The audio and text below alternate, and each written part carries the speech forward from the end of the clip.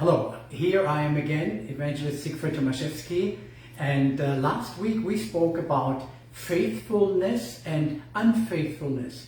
And today let me home in on just one part of that word, on faith.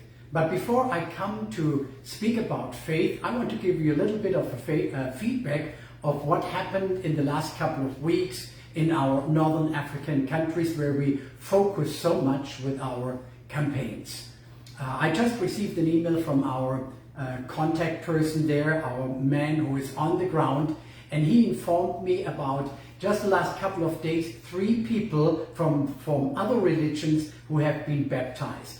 Let me read a couple of sentences from the email that I just received.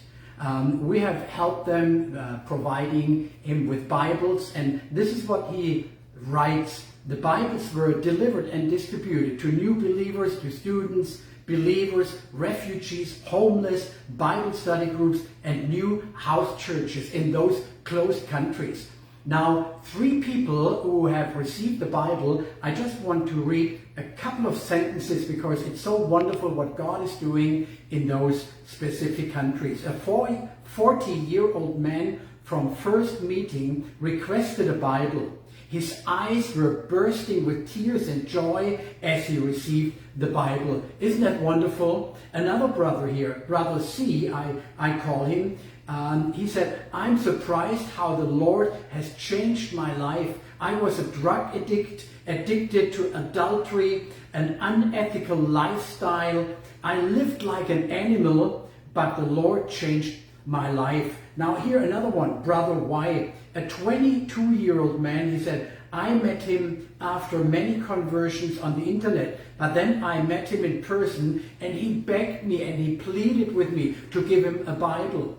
Now another person, he's in the 60s, and he said in spite of being an elderly person, he means, he is homeless after his children kicked him out and neglected him when he received Jesus Christ. But he grew strong in faith when he received the Bible, and he also got baptized.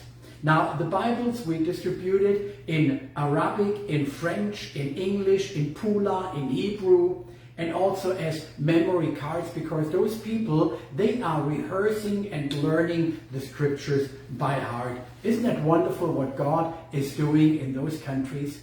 Now, let me home in on one verse. These people have no idea what faith in God means before they meet Jesus Christ. And suddenly they put all their trust, all their faith in Jesus. Now, you know, I love to fly. And when you fly, you get into the airplane and you don't know the pilot. And the interesting thing is, you don't know him. Many times you don't even see him. But you sit there and you trust that he's going to bring you to your location. Now, in our life, many people, they are afraid because they don't know God. And they don't know who is the pilot of their life. And therefore, there is fear in their life because they don't know whether they go into the right direction, whether they will arrive. They don't even know whether they arrive in heaven or in hell. One day I was skydiving, parachuting with my daughter Shireen.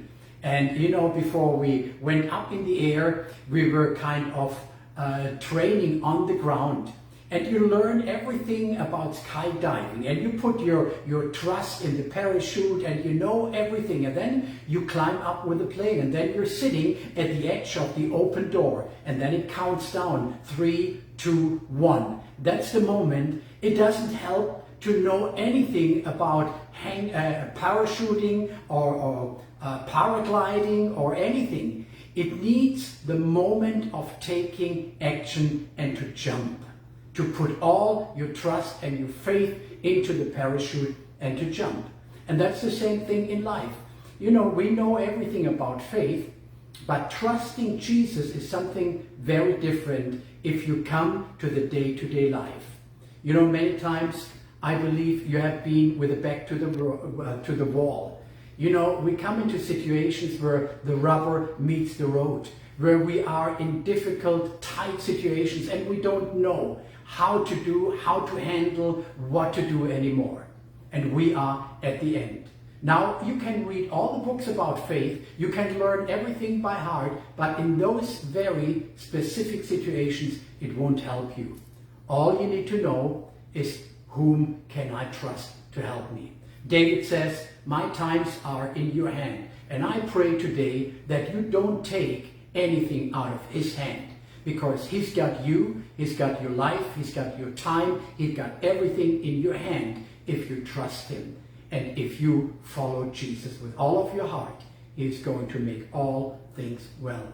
Trust him.